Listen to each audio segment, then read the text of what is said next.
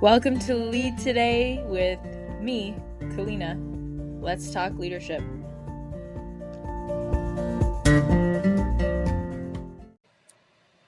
Hey, today's episode is with Dan Demsky, founder of Unbound Merino.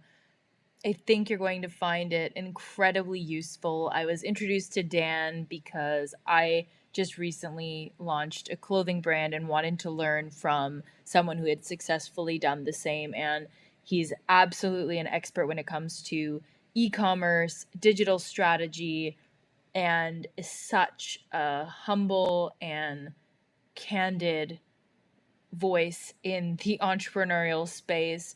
He really lays it out exactly how he did it, challenges and all. We talk about crowdfunding campaigns, how to do what's unscalable, restaurants and art in Toronto.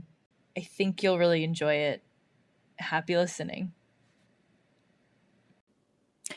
This episode would not be possible without Anchor. It's free and the easiest way to make a podcast. They're creation tools that allow you to record and edit your podcast right from your phone or computer. Anchor will distribute your podcast for you so it can be heard on Spotify, Apple Podcasts, and many more. You can make money from your podcast with no minimum listenership.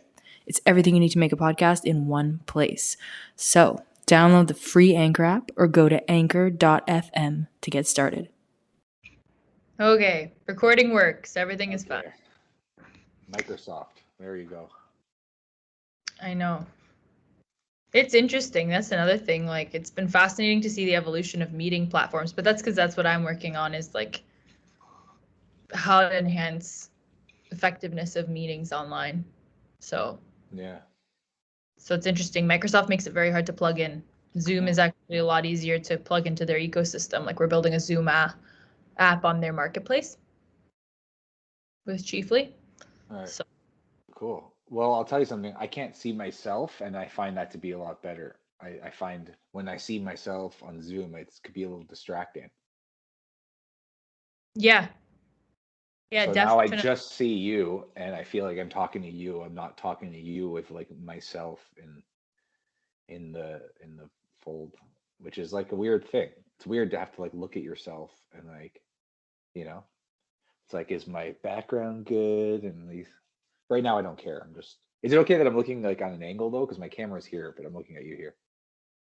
I'm okay with it. Okay. But it is an interesting thing, the whole notion, right? Because if we were in person, there wouldn't be like, it would just be us. I wouldn't know what's behind me. I wouldn't be like seeing face. It's really actually changed everything, because you're so much more self-conscious about, okay, like what my hair, you're looking at yourself more than the other person. Yeah. You know, I went and I put my basketball there. I'm like, all right, I need to put something in that. It was empty. I'm like, I'll put a basketball. Yeah. Is it signed? It looks like it has.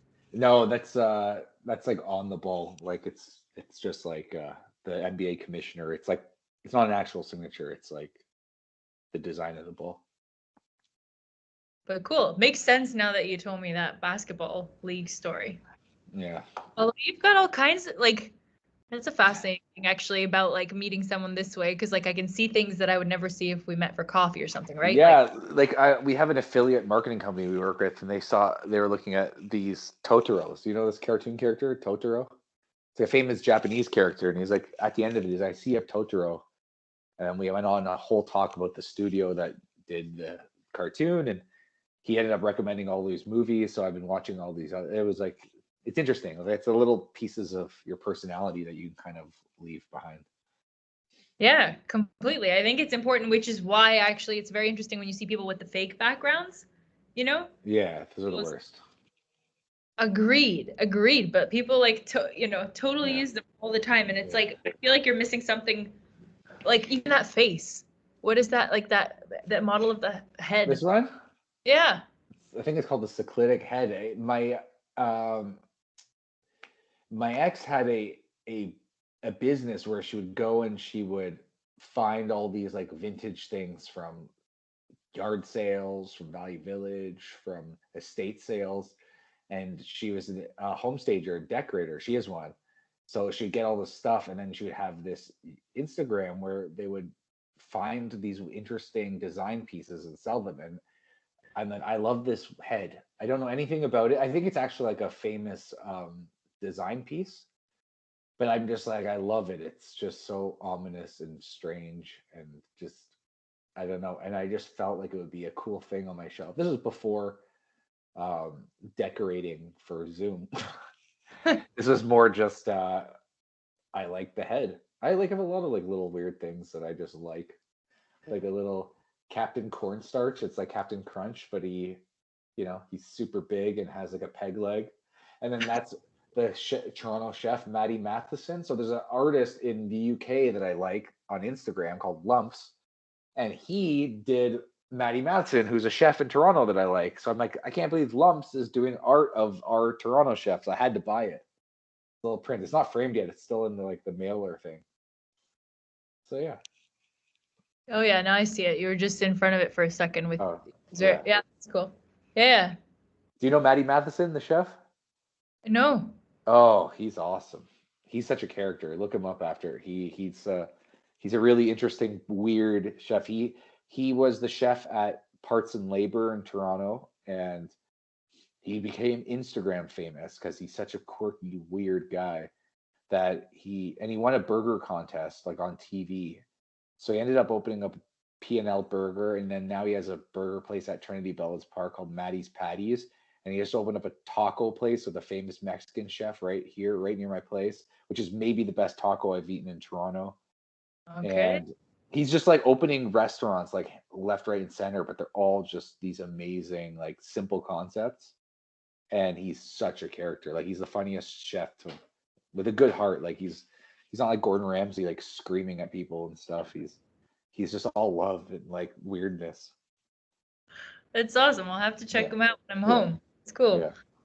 I know on a lot of podcasts or interviews, people always kind of read this blurb and then the person has to kind of listen to themselves being described, and I always find it kind of awkward. Okay. So I'd rather I'd honestly rather just have you introduce yourself. I think you know best kind of what you're up to and what you're proud of that you're working on. So I'd rather hear it from straight from you.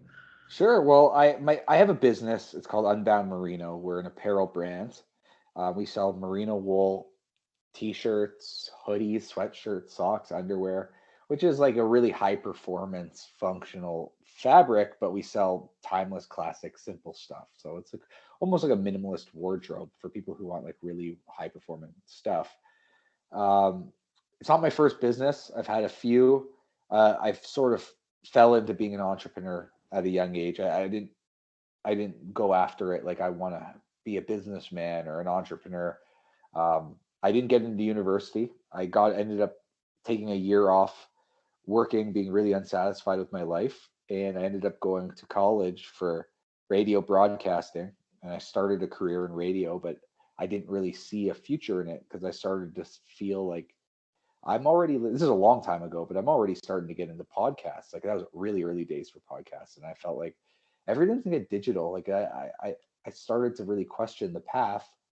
And I started doing some side project video work with my best friend, and we got really busy, and it's just slowly, not I wouldn't say slowly, actually kind of quickly ended up becoming a full-time business because we were so passionate about doing it that we sort of just fell into this entrepreneurship thing. And I found myself in a place where I was like, I own a business now. It wasn't really like I'm going to go create a business plan. I didn't plan for this. I didn't go and take the leap of faith. I was living at my mom's place. We started it in my mom's basement. Um, we just got so busy that we started having to hire people to help us execute on all the projects that we had. And then we ended up getting bigger and bigger clients, and we had to move out of my mom's basement because our clients became more, they started out as mom and pop shops, but within a year we were working with GE and Fujifilm and bigger brands like that.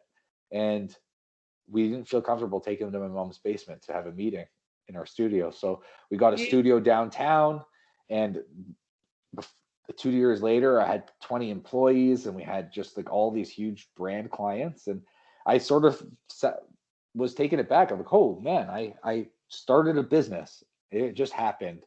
But since then, I've evolved. I really stopped liking that, and I wanted to create a product business, and I thought for years, what is this business going to be?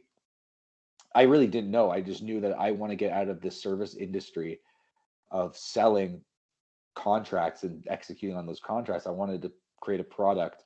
But it wasn't until I found a need for apparel like we were making, I had this aha moment where I'm like, I'm really unsatisfied with what's out there. Why don't I go and create it? So we did a crowdfunding campaign, and we tried to sell $30,000 to make this thing get off the ground. But in the first 2 months, we sold $400,000 of product. And I was like, wow, like I mean, I already started a business that was pretty successful, but this was like starting from scratch. It was from ground zero, and I had no experience doing clothing. But what we really focused on was creating something that we wanted to see exist.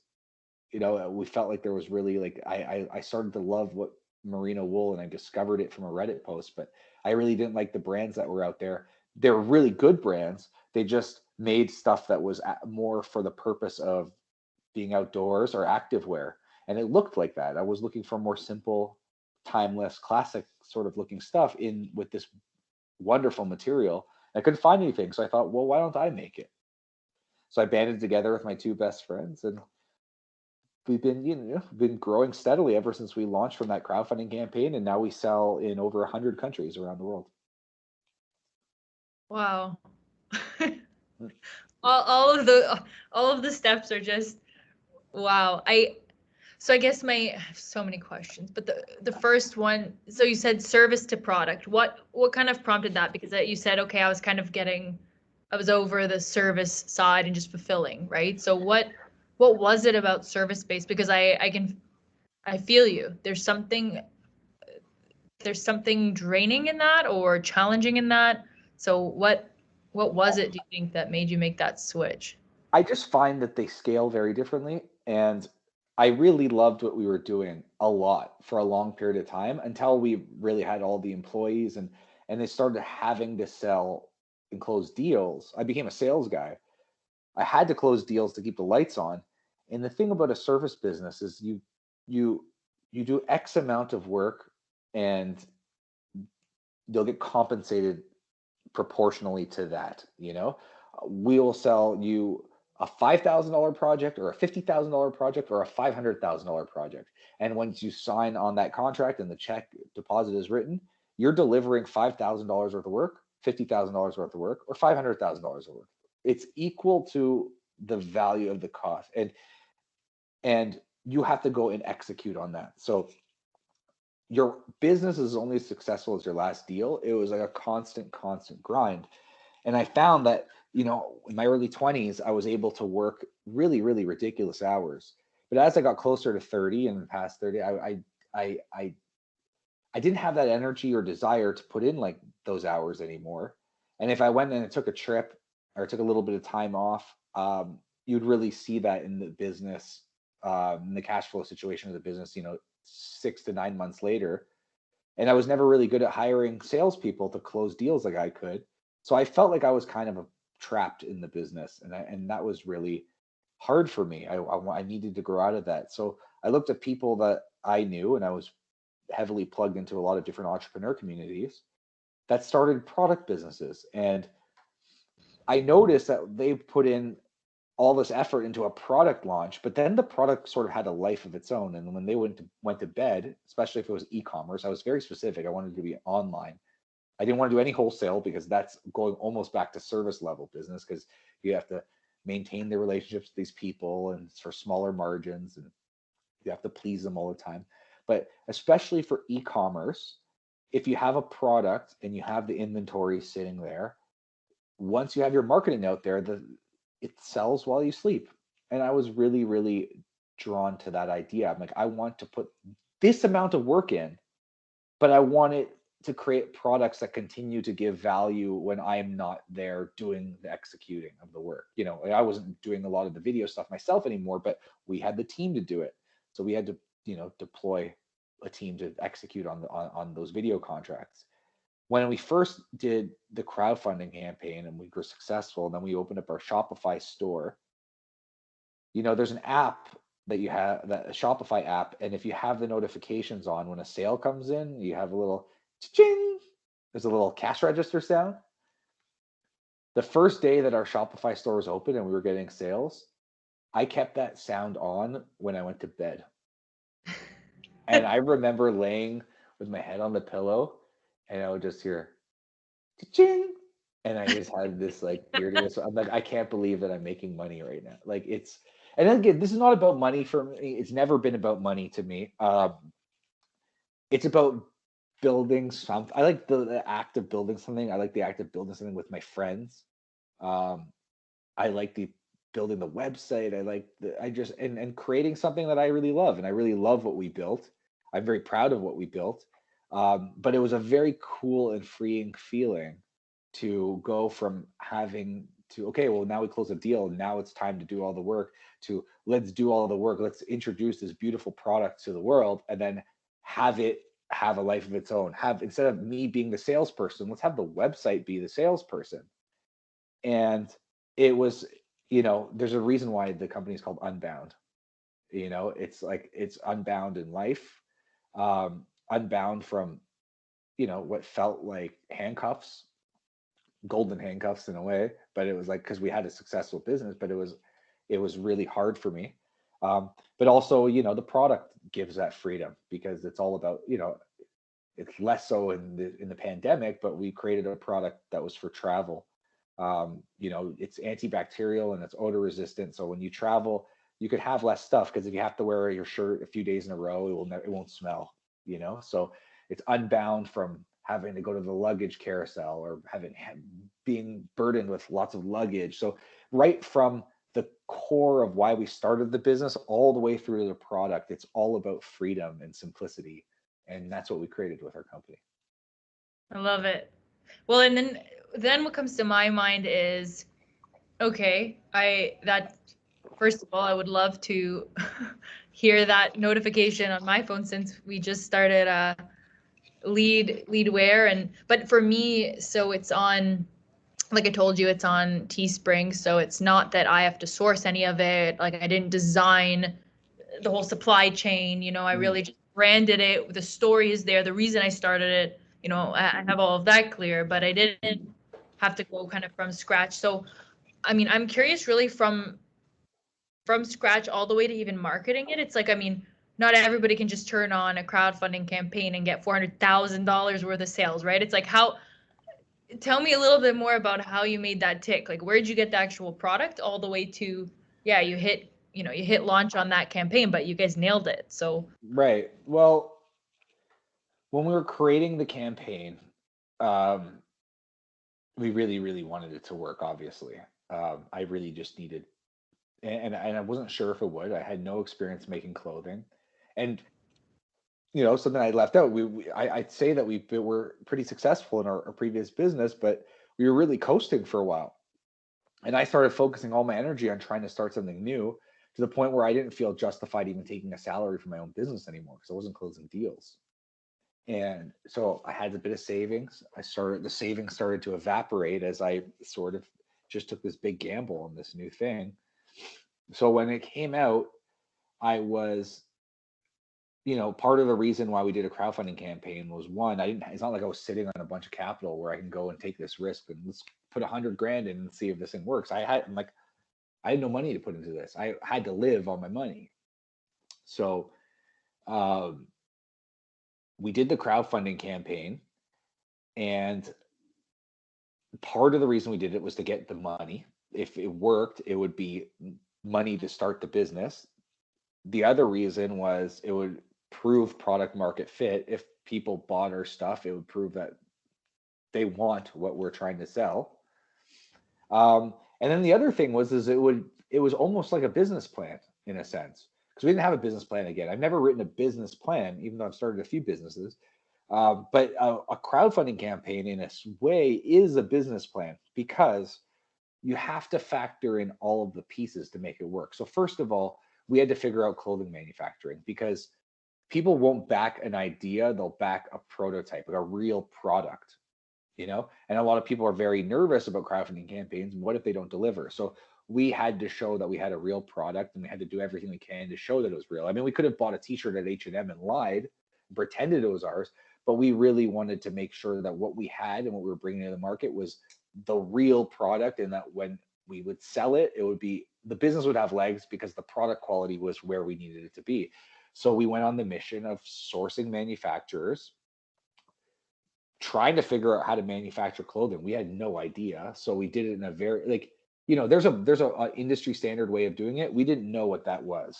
The way that we manufactured our shirts is we went into H&M, and we went into Gap, and we went into Banana Republic and any other big store that you could think of, and we tried on t-shirts.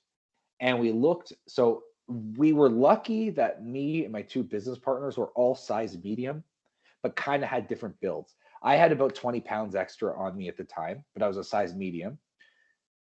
Dima was like a lankier, a little bit taller than us, size medium. And Andrew always had this sort of athletic build, but size medium. So we thought, why don't we find a shirt that kind of looks good on all of us with three different body types, and like look for like the qualities of that shirt. But we couldn't find one. But we did find at H&M the sleeves, really, we liked the way the sleeves fit on all of us. And at Gap, maybe it was the neckline at Gap, I don't remember specifically, but we ended up buying all these shirts, and we took post-it notes just like this, and we wrote like, we like the neckline on this, and we would adhere it to the shirt.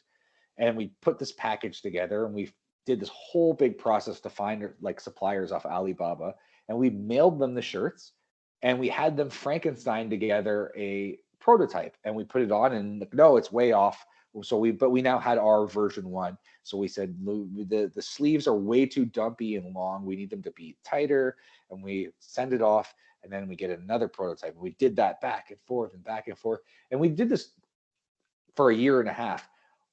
Wow. All the while, we're trying to think, well, what's the brand going to be called? We had like a million names. Then we'd go and we, do a trademark search. We do can we get the Twitter and the Instagram? And we just kept looking and looking and looking and trying. And then, Dima came up with the name Unbound Merino, and he had a little pitch deck about why and how it fit so beautifully. It really it spoke to me. I told you about like what the word means to me for my life, but also for like the freedom of travel and all of that. I'm like, this is the name. But then we started, doing the video, and we started coming up with all the graphics. So when you get to the end of your crowdfunding campaign, you have not only a product, and you've a relationship with a manufacturer, you have a brand name, you have a video that sells your product, you have all of the photography and the graphics and everything and how you're going to position it. You have this like, you have an actual business. You have like a store. It's like having an e-commerce store, but it's on a crowdfunding platform. The only thing you don't have is any customers. So you Yeah. have to go and say, well, what is it? Now, you might think that your pitch is good, but there's a million ways in which, little things that we try to do to make sure this worked, because we desperately wanted it to work. And I read everything I could find on the internet about how to run a successful crowdfunding campaign. Anyone I know that have done a crowdfunding campaign, successful or otherwise, I asked them for their opinions. I had them look at our stuff. I took some of their feedback to heart, made some changes. But the one thing that we did that I'd say is the biggest X factor, aside from all of the work, a year and a half of work to get this thing to the actual launch, the one thing that made the crowdfunding campaign successful, if there was like the one tip, is we faked the momentum from the beginning. So I got everyone I was comfortable with asking them to buy a shirt. So we crafted a deal with Indiegogo. Our crowdfunding goal was $30,000, and they have a rule. We made a deal with them that they do this commonly, that if you reach 30% or 33% rather of your funding goal within the first 48 hours, they'll feature you in their newsletter, which is a really good piece of marketing. It really does a lot for sales. So we said we need to get 30% in the first day. That was our commitment. So that means we needed to sell $10,000 of product in the first day. And that was all, that was it, what we did. I went for a month ahead. I went through my Facebook list. And I looked at every single name of every single person, and I said, am I comfortable messaging this person? I may not have spoken to them in a year, a month, 2 years, 5 years. Am I comfortable saying, I'm launching this thing? Can you please buy a t-shirt? At the time they were on the campaign, they were $50. So this is not a cheap t-shirt. It's the best price we've ever had for the t-shirt because it's a very expensive material. But it's not like asking someone to spend 50, I don't know what financial situation they're in. And also it's like they might not think that a t-shirt is worth $50. But I went there and I made a spreadsheet of anyone that said that they would do it. And I had this list of, I don't remember how many people were on it, but it was a lot. They said, yeah, yeah, sure. They, some of them might have like passively agreed, but they said, sure, sure, I'll support your campaign. And then when the campaign actually was about to launch, I needed to make sure these people would actually execute. And one thing I noticed with crowdfunding campaigns is a lot of times, and this has happened to you for sure, you're going to get a message from someone you haven't heard from in a while, and they're going to say something like, hey, can you do me a favor and go vote for me on this website? I really appreciate your vote. Now you might go and click vote. It's a very, very like low, like small ask, but you could easily ignore it because that they mass messaged everyone. And if you didn't respond, you could even lie. It doesn't matter. They've sent that to hundreds of people already, and you're just one of them. And if whether or not you want to reply, it doesn't matter. I didn't want my message to be one of those. I wanted them to at least know that I'm personally reaching out to them. So what I did is for every single person that said yes, I turned on my webcam and I remember this my buddy Dave. I said, Dave, how are you? You remember a month ago I said I'm launching a t-shirt company? Well, it's here. We just launched our campaign. I know you said you'd support. If you can't, no pressure at all.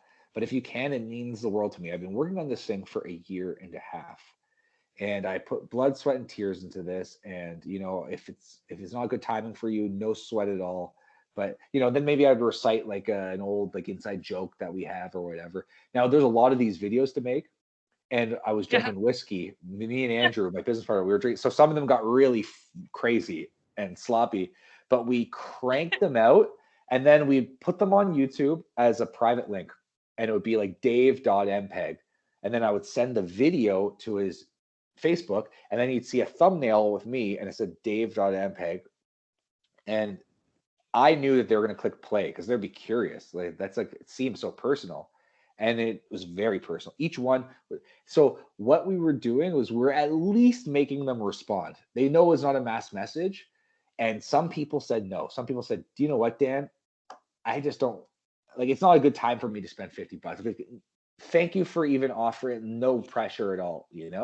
But most people did. And we started seeing the sales come in. So I remember one of the first orders was my brother, Brian Demsky. He's buying it. He didn't care at all about the shirts. He was buying it because he was helping me. And he spent $100 or $200 or whatever he spent. And then the next order was Sandy, who's Andrew's cousin. And then it would be my friend from high school. Then it would be my other cousin. And I started seeing all these names come in. And as we're doing this, we're $1,000, 2,000, very fast, 4,000, 5,000.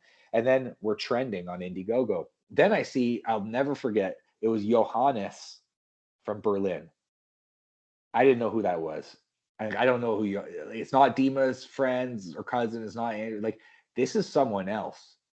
But because we had this manufactured momentum of our own, we were trending on the platform. And then there's sort of this effect that when something is new and hot, other people might say, I want to get into this too. If we had the campaign and it was $0, it wouldn't be very compelling to Johannes from Berlin. He'd be like, I don't want to back this failed campaign.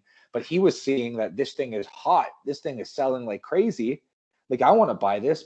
Some people like this. Like, it's validating. It's kind of like when people line up for the new Nintendo console when it comes out. It's like everyone wants it.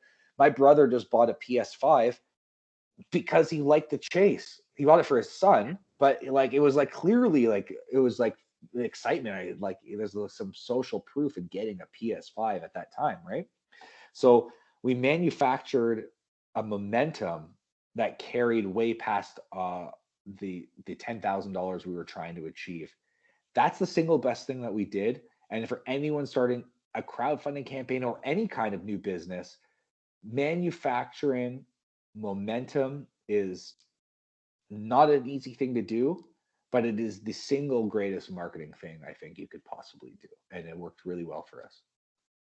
I love that story for so many different reasons. I think that the thing that stands out is just how diligent you were on follow up and how you you customized, like to me, okay, it's one thing, like you said, to just mass message a bunch of your friends, but the fact that you followed up, and I think that would be for anything. I mean, your first business, like you said, even if it's service based, product based, doesn't matter. I mean, we're fundraising right now at Chiefly, so we're doing our pre-seed fundraise. It's all the same thing, right? It's, you're showing people that you care, you're showing people that they matter, and that you're reaching out for personal connection. It's not just another kind of person on their list, right? You're sitting there doing something customized for them because you care. So, I mean, one of the Yeah. questions I really wanted to ask you, which I think ties in nicely because it's an example of it, is how do you lead in your daily life? And it doesn't have to be just about your business, but I mean, I think that's already one example, because you really went and action by action, person by person, customized something to get their support. You were very thoughtful about it, but I'm curious how else you would say you lead in your daily life. Again, maybe even outside of work. The basketball story is a good one too. I feel like just inherently you're a leader in your life because you're constantly taking initiative. But I'm curious about what comes to mind for you. Well, I mean, on my best of days, the best way to lead is by example. I would say that I struggle a little bit as a leader on a lot of, especially now as this business continues to grow. I'm very comfortable in this sort of like, I believe we could start something great stage of the business. And as this business is starting to grow and needs to be managed a little bit differently, um, I need to requalify for my job, to be perfectly blunt. On the best of days, I'm leading by example. I'm diligently working really hard. I have a lot of clarity on what I'm supposed to be doing. Um, in the early stages, what are you supposed to be doing? You're supposed to get this thing out into the market and get your first sale. And like I'm all about that. I'm really good in that zone. Right now, it's like my job is smaller, it's more narrow. So as a leader, the best thing I could do is have a lot of clarity um, in what my role is supposed to be and work really hard at it. But it's not my natural desire to like find, right now I'm working on affiliates and influencers, and I'm sort of love the relationships that we could build, but it's like it's the most narrow job that I've had in this business because the thing was so big at first. Everything I needed to help mail out the packages, get everything started, build some systems, but people take that over. Um, you know, the role as a leader in a company, and often that the CEO, sometimes they say it's like a cheerleader. Really, it's like find the person who's better than you and get out of their way. That's like maybe one of the great things to do. And I think that's one thing that I do really well in terms of leadership, and maybe almost to a fault. It's a good thing, but I'm definitely not a micromanager. Once someone is in the seat, I usually trust them. I wouldn't put them in the seat if I didn't trust them. And I give them an insane amount of autonomy to the point of like, we have a warehouse, we do our own fulfillment, and we have three awesome guys running our warehouse. And they have so much autonomy that the way that we send out our packages evolved to the point where I didn't even know how it worked anymore. So I had to go in and be trained just because I want to make sure that I at least understand how this business works and that I have a good mind for like this is really inefficient or that's efficient. But I never go in there and say no, like do it my way or the highway. Like these guys, they have their own company credit card. They can buy the things they need to make things work better. They buy shelving. They change the warehouse. They do stuff on their own, and they feel like it's theirs. So I'm good at that. You know, but again, the best thing I could ever do is just stay in my lane, cheer people on, and work really hard, and show that I care as much as they do, and you know, every day it's an evolving thing, And I'm actually really trying to figure out like what does it mean to be a leader as this business continues to grow a little bit bigger and bigger. Yeah, I appreciate that because it means that you're still learning and growing, right? I mean, if you had it all figured out, I would be a bit more worried. Yeah, Honestly, yeah. getting I it. don't. But I'm starting to get more comfortable in the role. And I think one of the things that has been my gift to this business is it was my idea originally. I couldn't have done it without my team. I really couldn't have done it without Andrew and Dima, who I started with, Naeem, who was the first guy who we worked with. Everyone that's been on our team is very, very important. And I think about any one of them not being on the team and how screwed we'd be. Like we need at least the seat, and the people in the seats are the right people. But one of the gifts that I had to the business was the vision of starting it. And I convinced Andrew and Deem at first that this is what we're going to do. This is how we're going to take it to market. And they believed in me enough to say, okay, I'm going to spend a year and a half working on this with you for nothing. And then we'll have a business together. And we did, and we launched it, and the thing is going. I'm trying now to put myself in a place where that vision thinking is best utilized, and I give myself time to just think.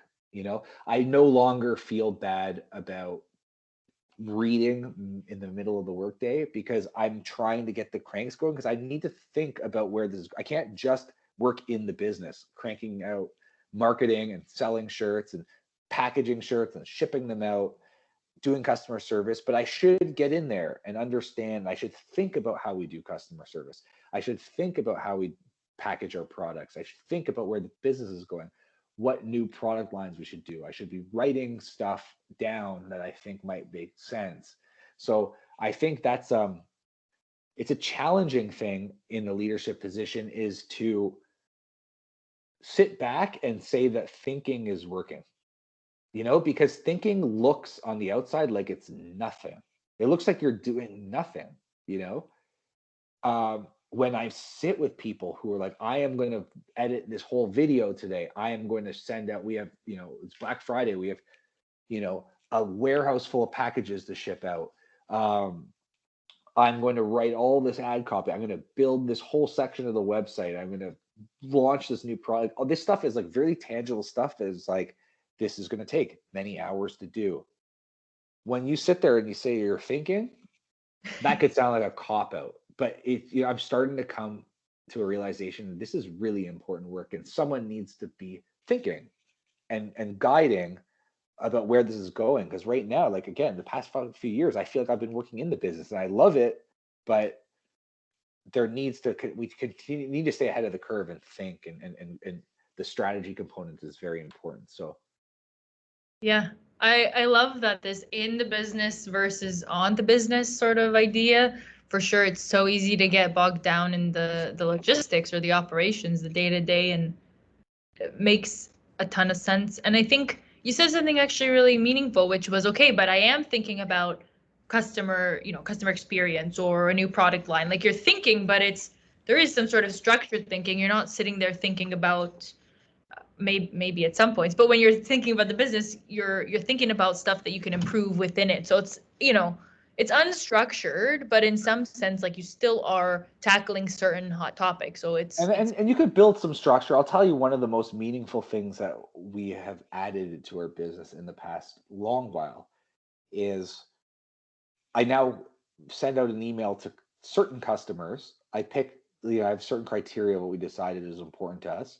And I ask them, I say, listen, we want to ask you some questions about like, what led you to our brand and stuff. And would you be willing to get on a call with me for an hour? I'll buy you, in exchange for your time, I'm going to give you $100 Amazon gift card. We don't give our own, because we don't want to feel like we're giving our own stuff, because it feels like it's not giving anything. Like, we'll buy you an Amazon gift card as a thank you. Can we like sit and talk with you? And in the same way that our we launched the business with those videos, there's like, when these customers can talk to the founders one-on-one for a full hour, I think I'm taking so much of their time, but like I've quickly noticed they really appreciate, like, because it's rare that the founder of the company, any company that they like, is going to contact them and want to sit with them and like learn about them. And I sit for a full hour and I ask them everything that I can think of, and I really get to know who they are. Um, that's been one of the greatest thing. I mean, and it's such a small and unscalable thing, just like our, our how we launched the business. But sometimes those unscalable things are the best things because they're the things that are so often overlooked. But I'll sit there and I just not only do I discover so much about like what our core customer is and like what really like motivated them to include our product in their life and why and what it was replacing, like what, there's a methodology to these interviews. It's called JTBD, jobs to be done. So it's what job did they hire our product to do? So it's like you're when you buy a product, you're hiring a product to do a job. Trying to figure out what is that job, what does it do in their life. So we try to get to the bottom of that. um, Not only do I learn about the customer, but I see as I start to do more and more and more, and we've just done about 10 of these now. um, I can start to string together like a commonality, some commonality and some like differences and unique things, and like there's some aha moments. But one of the most rewarding things is not just the learning from that, but that connection. Because I know at the end of it, it's like, assuming they like our product, and most of them they really do. um, I know that those people are not just customers for life, like in the sense that we will transact and make more money from them. That's not even the point, but it's like the connection's deeper than most. Like I understand our customer on a deeper level, and I have a relationship with them on a deeper level than a lot of brands could do. Like imagine Jeff Bezos called you, and I'm not in any way comparing myself to him, but just like think of how differently you'd feel about Amazon. Obviously he can't do that on a scale of Amazon, but like he could do that, 10 customers in a month. And those people would be like forever Amazon fan. And that can, I think, for any brand. So that's been very, very meaningful for me. I've really enjoyed that. I don't even know what question I just answered. I've just been going on a tangent, but No, it's perfect, and I think that it relates to me also in what I see about great leaders actually in organizations that with their people, because they'll do. I spoke with another CEO of a Fortune 500 company, and he would regularly do these interviews with just people that he had never met within the company. Like he would just, at different levels. And so yeah, similar notion, right? To just say, look, I want to get to know what your experience is within this company. And same thing, you're increasing loyalty. They feel like you care. And it's not just a feeling, it's like you actually do. That's why you're yeah, talking to them and you're learning something from them. And you might be able, I mean, there are tons of stories of companies getting really great input from, people that are on the front line, a manager or like yeah, somebody at a cash register. I yeah, mean, they have a completely different point of view. So valuing that, I think, is huge. So yeah. customer, employee, I same. don't remember where I heard it, but like I think I mentioned that some of the best stuff you could do is the least scalable. Yeah. And that really hit home for me. It makes a ton of sense. I mean, the gestures that you could do on an unscale, like it's like if you got a thank you letter that was like clearly like mass printed with like a fake signature on it, you'd be like, I don't need this junk. Like I get this on the holiday. Like, you could see on the holidays, like from real estate agents, you get these like mass things, right? But if you got like an actual handwritten letter from that's clearly written to you, that's a whole other level. If you got a call, it's a whole other level. So I really value those. I mean, the more unscalable things you can do, I think those things have a almost an exponentiality to them. Like it's such a small little thing, it's one customer, but you do it a lot and you learn, you build, you get closer, and it has a pretty positive effect. Yeah, It's also completely. fun. Well, because it's really easy to get on autopilot at some point, right? Like if you're just mass printing these messages or sending out emails, or if you're doing things just to be scalable, there's value in that. And I do want to learn from you about the scalable side of things and how to scale more effectively. But there's something there's something really valuable about showing up to an individual and having them feel important and seen. Like it's you can't replace it. So I hear you. And the best, it's not just about brand. Like I mean, you know what, if you stay even at a hotel, I'm just thinking about like if you're at a hotel and somebody at the front desk treats you kindly, and even if they just remember your name, it's like something Yeah. as simple as, and you see it with Starbucks or whatever, right? But it's like just remembering somebody's name, like you said, so small, Yeah, but it's huge. Yeah, I mean, we do our quarterly planning at this hotel in Niagara on the Lake. We go. It's just like we like to go there, but they now know us. And you're right. They know what we eat for. We on the first night we go to the restaurant in the hotel, and they know what we eat. They are like say, are you getting the same? They getting you like, and that's like it's almost it feels like home. It feels like your mom knows like your favorite dish that she makes. So it's a really warm and nice feeling when you get to that level. which is interesting because the big brands do it, and of course your mom just remembers it, but I mean the big brands have like files on you. I don't know if this hotel has like a file on you or if they genuinely just remember, right? But it's like, I mean, you see it with customer loyalty programs and stuff, and marketing moving in that direction, obviously, of being able to remember your past purchases and know your Yeah, buyer behavior. And so it's this interesting thing where even though technology can do some of that, I don't yeah. think it It's for still yeah, it's still nice. If they have a note that said they like this dish, I don't care. That's nice. It's like they liked eating this meal, and then you go and they say, it's like we know you like this meal. You're gonna like it's the usual, or it's like I don't care if they just read that off a computer screen. It's still like someone still like took the care to say like these they actually like this and like they come for this and yeah. Yeah, it's sort of an interesting way of taking it from non-scalable to scalable, though, in a way, right? yeah, Because even good, if that waiter had never met you, for yeah, example, but they had it on your file or whatever, then it's like it's a way to yeah. repeat that You still with. feel important. The restaurant cared enough to put if I said this is them, and if you don't know them, this is who they are, and they come here all the time, and they like this, and that's just a nice feel. I used to love going and I love eating in the city. I love going out. I mean, I used to love going out to restaurants when they existed. Um, and I used to love going to I still do. I like trying new places. I'm really into that, but as I'm getting older, I'm starting to like going back to the same spots. And there's an oyster place right near where I live, and I go there all the time. And I'm like, I go here so much. Like, I'd even go there by myself. Like, just like I'll get like a half pint and like 6 oysters, and I'll just read a book and like or type on my laptop and just a place to change the scenery. And for the longest time, they didn't have. There's no inclination that they've really remembered me. And like, I go here way too much. Like, they should at least.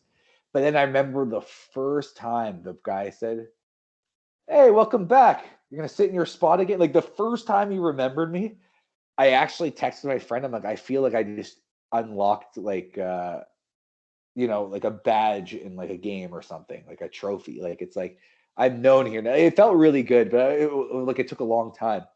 But it's like it's really nice. It's nice to go to a place where they remember you and they appreciate you. So I don't know. We've been going on about that, but it is such a great feeling.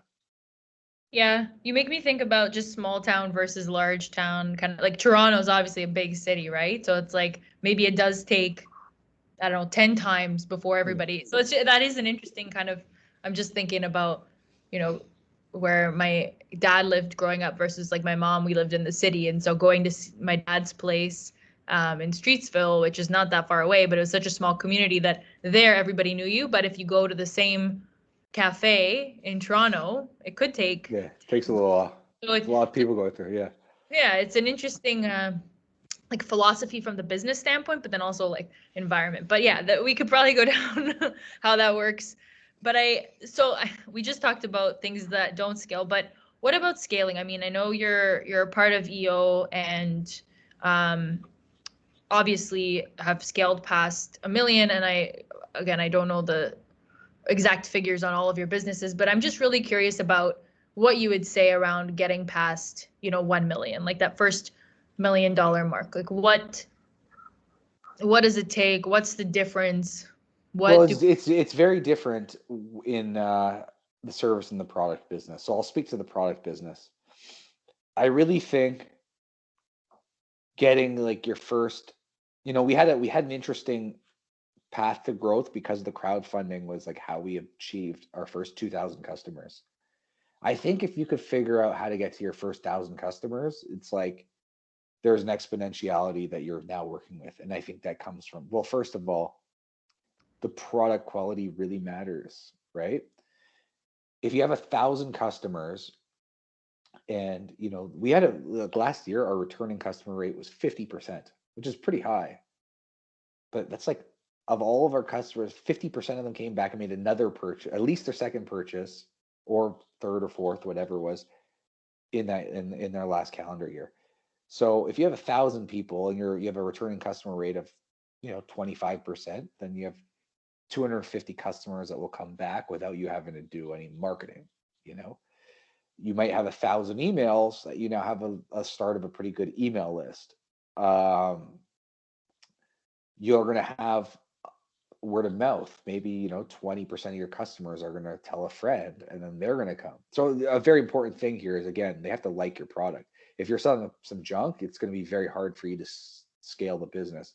It helps to have a product that you've really, really worked hard at making it really high quality. That's worked, and I think that's very important.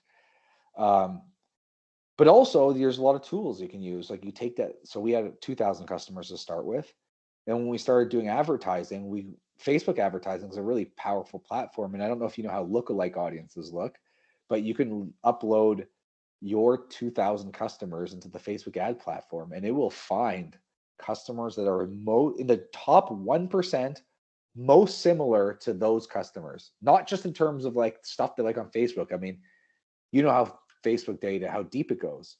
It's about all of their web traffic outside of Facebook, what they buy, what their socioeconomic status. I mean, it's kind of creepy.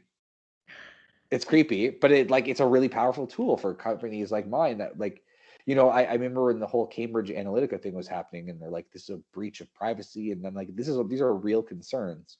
But on the flip side of that, it levels the playing field for companies like ours that are not big corporations. We were just three guys working out of a coffee shop, but we now have the ability to take these customers we worked really hard for and find people that are like it, that here are customers that would also potentially really like your product. So having our first 2,000 customers from the crowdfunding campaign allowed us to have a really, really powerful and robust Facebook ad strategy, which when we started 5 years ago, it was insane. Like we would put in, for every dollar we would put in, we'd make $6 or $7. So we were selling product outlet hand over fist, growing so fast because it's like, we were putting $100 a day into ads, and then within a week, 500, then 1,000 a day, then $3,000 a day into like I didn't even know we could afford this, but we were selling so much from it that it was like we were just acquiring more and more customers. So I think that to scale, don't think about how to get to $1 million in revenue. You think about how to get 1,000 customers. That's a really hard thing to do. And while we did it in our first 2 months of selling, because we did the crowdfunding campaign, that took us 1.5 years to launch the campaign, right? Like we had to develop the product. We had to develop all of our positioning and all of the graphics and all, I had to go on camera and do our crowdfunding video and write a really good script for that and deliver a really good script for that.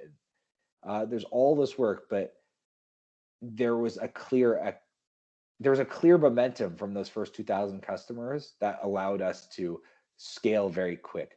The Facebook ads, the word of mouth, the returning customers, that was what we needed. That was the launch pad. So that's what I think the scaling secret is don't think about scaling. Think about what is your guerrilla strategy? What's your small time, really focused strategy for getting the first, what's the first 100 look like?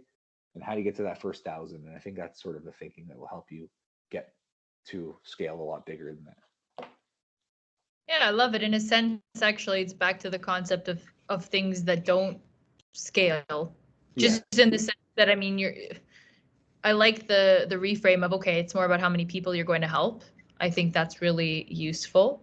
I like to think about it like that as well, because it humanizes again, right? It's like you need 1,000 of those customers that'll come and order, you know, the six six oysters and a beer, right? Like Mhm. that, you need 1,000 of those, just as the example. So it's Yeah. like you're humanizing it a bit. So I really like that piece personally, Mhm. because it can start to just feel, okay, who are 1,000 people, right?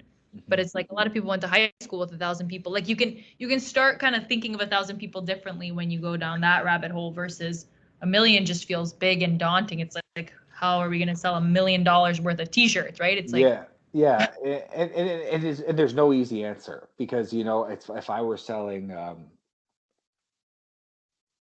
don't know, let's say a shampoo or something. I created a formula for a really amazing shampoo. I couldn't tell you how I would get a thousand customers to buy that shampoo. It's this is where you have to be creative and strategic and really sort of think about how you like. It's hard to get there. In our case, we did the crowdfunding and the we got I told you how we got the momentum. We got it for family and friends, and then we used that platform for more exposure. That was our it wasn't like the crowdfunding was going to work or it wasn't. If it didn't work, we would walk away. At least we didn't lose, you know, all our money because we only had to put in a little bit of money to get to the point of selling on the crowdfunding campaign. And I would have prototypes. Like the worst case scenarios, I'd walk away with a bunch of our t-shirt prototypes, which is what I wanted anyway to begin with. But it worked, and that was our way of obtaining that first thousand. So, I think really trying to think about like what are possible ways you can do it. I had a sock business before. We made funky socks. I'm not wearing them right now. I was gonna stick my foot up if I was. Um, the There were socks designed by street artists, and we never got that off. I mean, we got off the ground a little bit, not like this, but I couldn't really get the traffic on the website. We had an article written about us in the National Post, and we got a lot of sales from that, and that was cool. And we had a bit of returning customers from there, but we weren't getting that like real momentum. So we had to think, well, what do we do? So we started going around to different stores and putting the socks instead of sitting on our shelf. Let's put them on consignment to these stores. They're better to sit in stores, and we can start wholesaling. And skateboard shops like their stuff. um, the best retailer we had was the AGO, the Art Gallery of Ontario. They picked it up because they like nifty, like little souvenir things. And our socks were designed by street artists from Toronto. So they thought this would be a cool thing. And that was a really, really good hub for us because a lot of people going to the AGO are art enthusiasts or tourists. And what a and the people who buy socks are most commonly women buying socks as gifts for their kids and husbands. Like that's who our customer was, right? Yeah.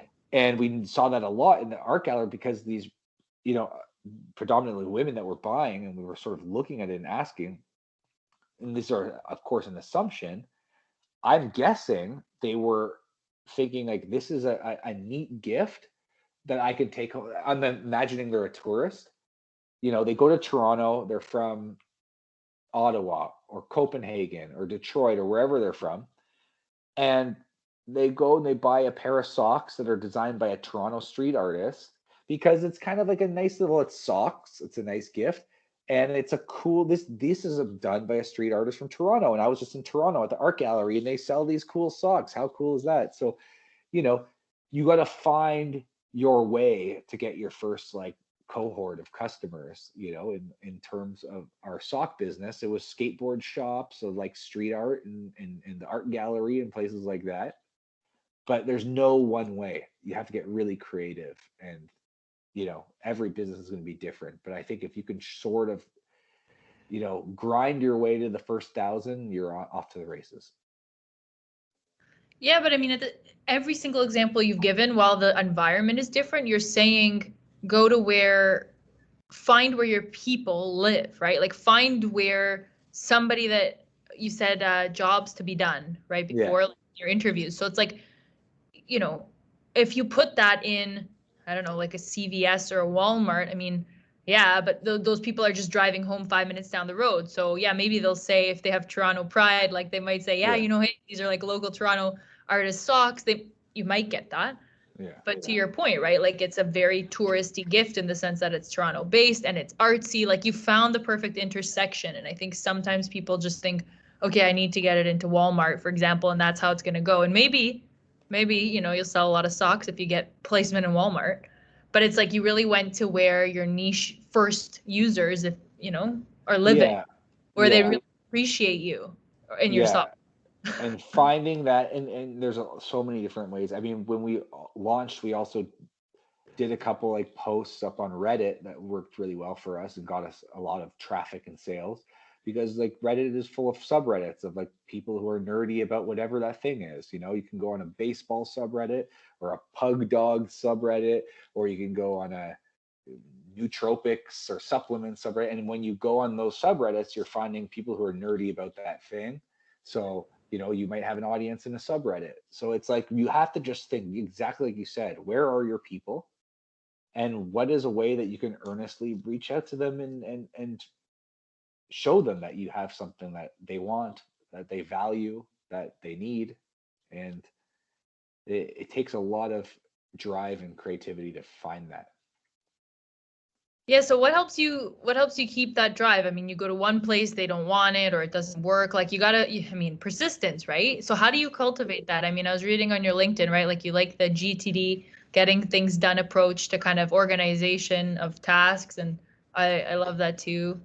Awesome book. But what keeps you, that's kind of more like task organization, but what keeps you not just Like organized? literally doing this right now. Like Oh, there you go. Yeah. I'm relearning GTD right now because that's not like riding a bike. When you fall off, you fall. You gotta get back on. So my system's a little broken, so I'm climbing back in there. But yeah, side tangent. What motivates you? You have to just look. I've talked to you for a little bit now, and I've shared a lot of like cool things that have happened. Between all those cool things, there was like a lot of hard times. It wasn't all like, that stretch. So that 2 months when we had our crowdfunding success, that was really exciting. That was really cool. That felt like the birth of like, I can't believe we did it. Like, well, I believed the whole time we were going to do it, but like when it actually happens, it's like a real rewarding thing. But I spent a year and a half, and a year of that, I didn't have a salary, and I was living off fumes, and my savings went to nothing, and I had nothing. And I'm like, if this doesn't work, I'm gonna have to go. I'm either have to go back to my old business with my tail, down, and just I'm gonna be depressed. I'll do it, or I'm not gonna do it. I'm gonna go and I'm gonna learn how to write a resume, something I've never done in my life, and I'm gonna go look for a job. And it was scary. I've never applied for like a real job, or I'm like, maybe Shopify will hire me. Like I don't know who would hire me. I'm not that hireable, and um, it was scary. There was times when I was like, it's like I couldn't go out to eat in restaurants anymore, and but I just believed. I believed we could keep going, and I have a friend right now starting out a business, and I know he's not like it's such a great product. I'm not going to say what it is because I don't want to like call him out specifically, but it's such a great product. Like I love it. I actually love it, but he's just not selling. He doesn't have any site traffic, and I just like I say to him like, dude, you have to just I can't tell you where to find your customer. Like you just have to be showing up every day, like roll your sleeves and find them. The thing about his product is it's good enough that if it gets enough, like I buy his product and it's expensive. Like I buy because I really like it. I'm like, if you find 999 more of me, you're scaling this thing to the moon. But like we're out there. Like I buy it because I know him, but if I stopped knowing him, if I didn't know him and I came across, I really like it. I'm gonna keep buying it. Um, it's one of the few like things I buy that's like it's a little bit of a luxury. Uh, but he's like, I don't know, he's beating himself up a little bit. Like there's hard times and you have to be okay with that. And that's the thing. It's like people like revere entrepreneurship. It's like, and I'll tell you one thing, when it works, it's great. And for a lot of people, if they can make it work, it's like probably the greatest thing ever. But it sucks most of the time for most, and it sucked most of the time for me. Like it really, I've gone and but the thing is once you realize the stuff that sucks the most, you come out of it like with a lot of like real perspective and character. You start to enjoy those down times in a sense. But yeah, I've been an entrepreneur for probably 12 or 13 years, and a good 10 of them sucked.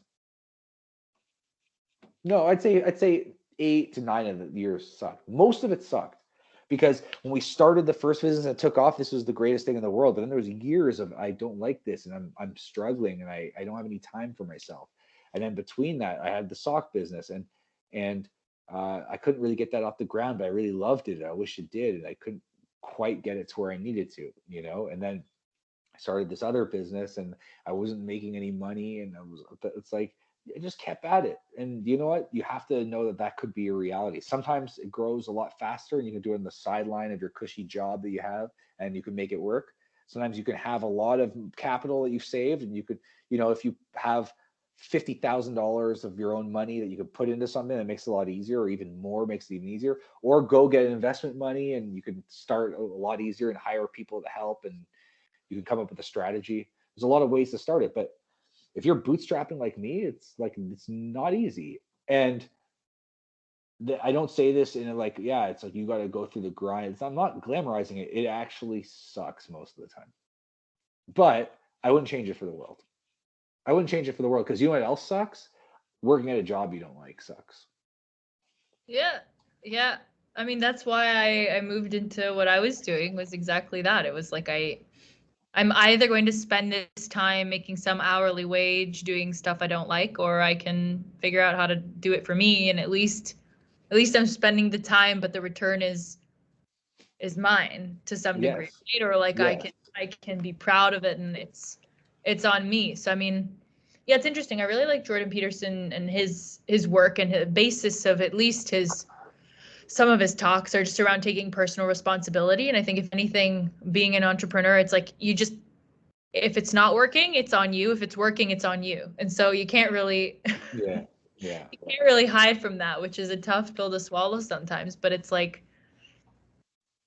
at least the persistence to keep going when it is working, it gives you kind of the fuel, at least for me, it gives me like the reserves to keep going when it's not. Like I know I can get back to something that does work or something meaningful. Yeah.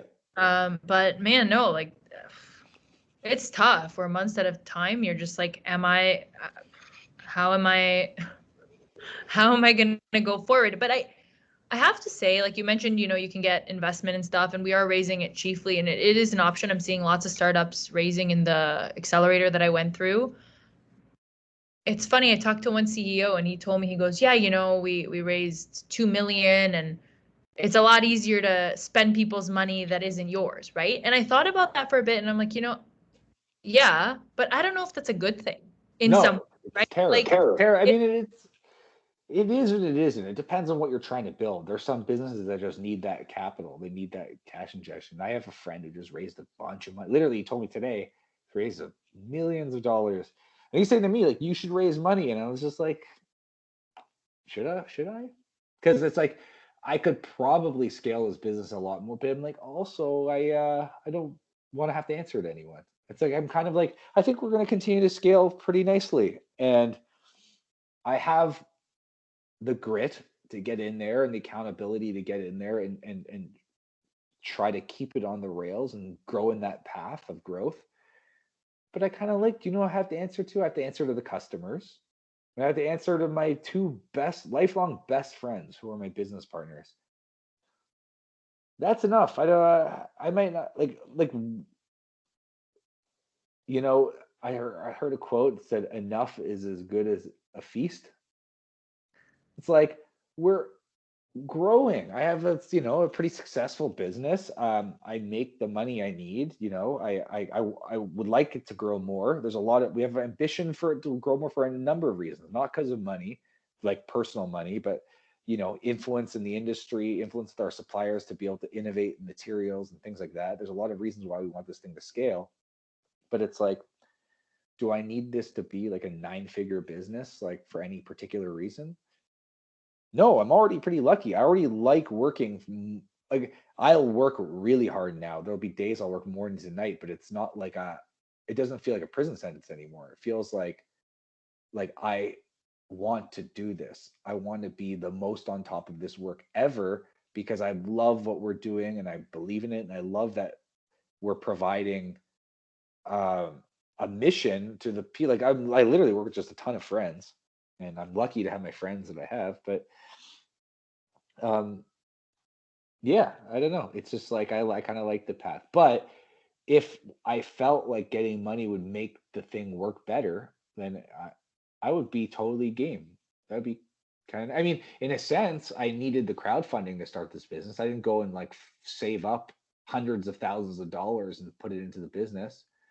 We started the business on I mean, it's way different because we didn't give a piece of the company up, but we built the business on the back of 2,000 customers buying our product. So, you But I know, think it's a key point.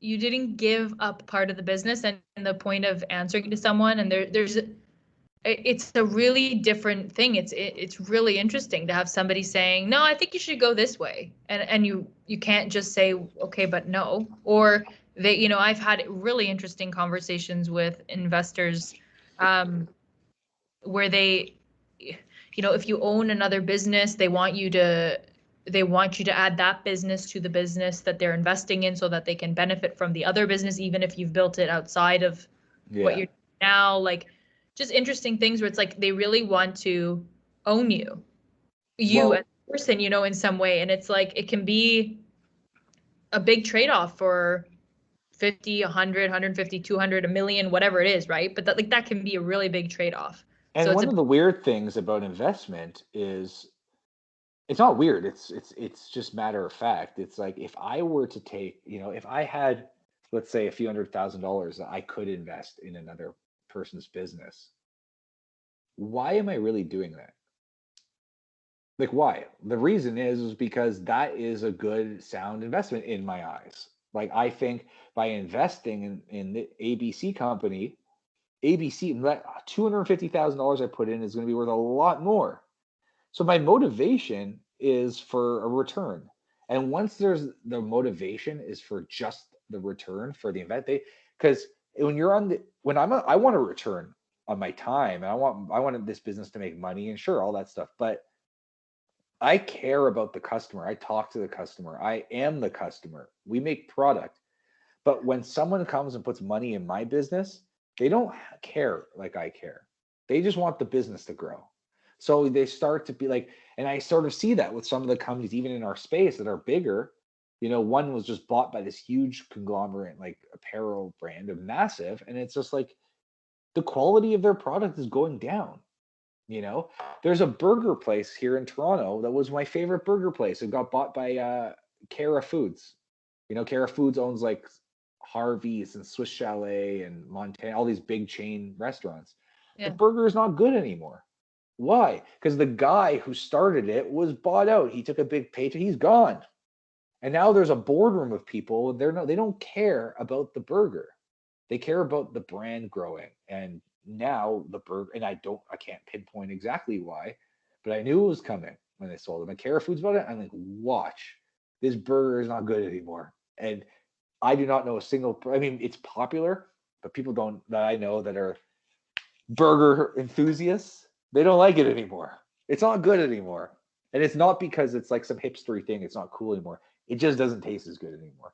So that's what happens. They start to water it down. It's good to have someone in there that cares. And if I ever were to take investment money, it would be because we needed it. But the conditions would be like you have zero say, zero Yeah. zero say, and when if we ever the business is ever acquired, that's where you're going to make your return.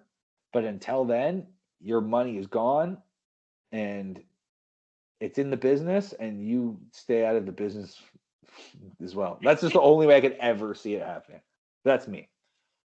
No, yeah, I think it can be something that new founders are disillusioned by, right? It just seems you hear about these crazy now valuations, like crazy valuations out of the valley, and check sizes that are enormous, and it seems like, wow, that would really help me get to like you said, you have Yeah. lots of things you want to do, right? So it's like, wow, 13 million, 15 million, Yeah. $100 million would do a hell of a lot, right? Yeah.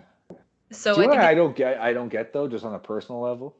yeah, I think about who's putting in $20 million into a business, right? So the first thing, if you're putting $20 million, you have to have so much money that you're willing to part with $20 million.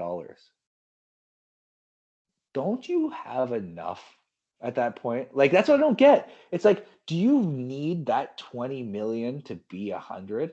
Because you already have 20, and the 20 is not all your money. That's just like if you have enough to invest 20 million, you must have 50 plus, I would think, or 100. Like if I were that point, I'd be like, I don't, unless I was really trying to like invest in dreams and it was like a human thing, like not like, but like I'm like, do you have a like, do you need another yacht? Like I can't even wrap my head around who would put $20 million into anything. Like how much money do you have? How much do you need? Where does this end? yeah. Again, enough is as good as a feast. Yeah, I guess it's all relative, right? It's kind of like if your net worth is well, and some of these funds, right, they're funded by a bunch of investors, so maybe one person isn't putting in 20 million, but they're putting Yeah, it into like the fund, so sure. that's one thing. But then also it's kind of like it's relative to your net worth, like you said. So if you're worth $500 million and someone's like, "Oh, do you want to put 20 million into my fund?" and it's your buddy that is starting a fund, maybe it's like Yeah, it's a buying a chump change. t-shirt. I Yeah, mean, I don't know. It's a $20 million t-shirt. It's yeah. expensive, but to me. But yeah, I Yeah. think it could be relative, and it also I would could. just be like, no, I'm good. I'm good. No, again, if it's my friend, it's a different thing. If there's a human, maybe I'm just so far in the outside of that. I've never raised a dollar of investment money. I'm not in that game. I don't know how it works. Um, Maybe I'm just ignorant. I'll No, quit the it's expert. I have not figured it out, but it's a fascinating place where I can get on a call with an associate at a fund that is probably 22, 25 years old, and it's like, yeah, I write checks of $3 to $5 million daily, and you're like, Yeah, I'm like, you do what? like yeah, yeah. like what were you doing when you were 22 years old? I mean, it's just That's I crazy. don't know. It's yeah, but I really appreciate your time. I think the final kind of question I would have, and I think it comes from my coaching background, because every time you finish a coaching call, you resolve to do something differently, or you decide to kind of make a change. And so, I mean, from everything that we've talked about, what do you think is one thing you can take away and act on from today's call? Because you've delivered so much value to me and anyone that would listen to this. But What's something I can change? I'm gonna go raise 20 mil. I don't know. I don't know. I'm every day. I'm just trying to grow and continue to learn every day. I'm always, one thing I was talking about was trying to really sort of like find my place in leadership, and that's still it's an ongoing challenge for me, to be honest. I am at the point right now where I'm in a requalification. I want to be like there's a real difference between being a founder and a CEO. And I feel like a founder. I feel like that's in my blood at this point. But I'm learning. I have a lot of a way to go to be a CEO, and I want to be the CEO of this company. I want to lead that as we grow. But I'm in the requalification period right now. So like I talked about it, and it's something I was thinking about a little after. That's where I'm at. That's what I'm going to continue to really focus my energy on, is to grow into that role, because they're two very different things. That's very cool. So what's one thing you're doing for requalification? That's an interesting, I like how you frame that, because they are different. So what do you think one thing is that you're doing right now? I just think, I when I was in my old business, when we were growing the video production agency, that was my first company. I had to sell a lot. It became very much a student of sales. I read every sales book I could get my hands on. I think leadership is the thing I need to focus my energy on. So if you can't see here, but I have a lot of books on leadership and habits. biographies of great leaders. Um, I just need to be a student. I need to be a student of the things where I'm weak. There's like things we can do on the financial side that I can get more sophisticated on. I have this Brene Brown book here. Where was that? Dare to Lead. That's next up on my thing. Built to Sell. We're not looking to sell anytime soon, but like need to like think about, is that where we're going?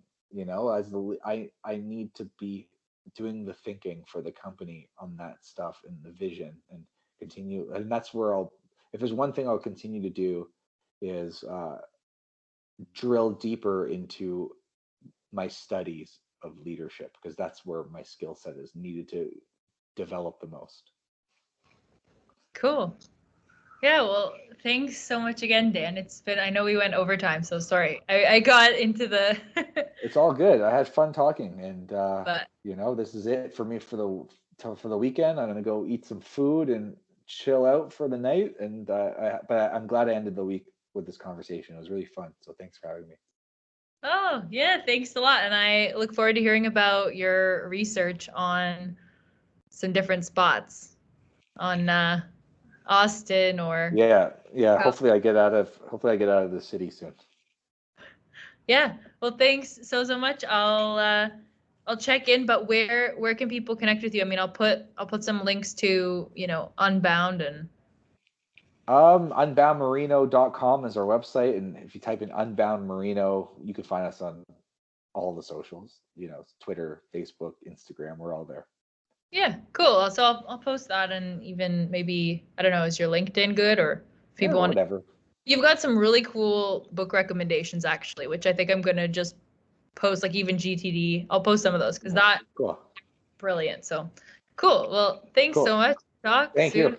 Appreciate you making the time. Awesome. Have a good weekend. Take care. Bye. Bye.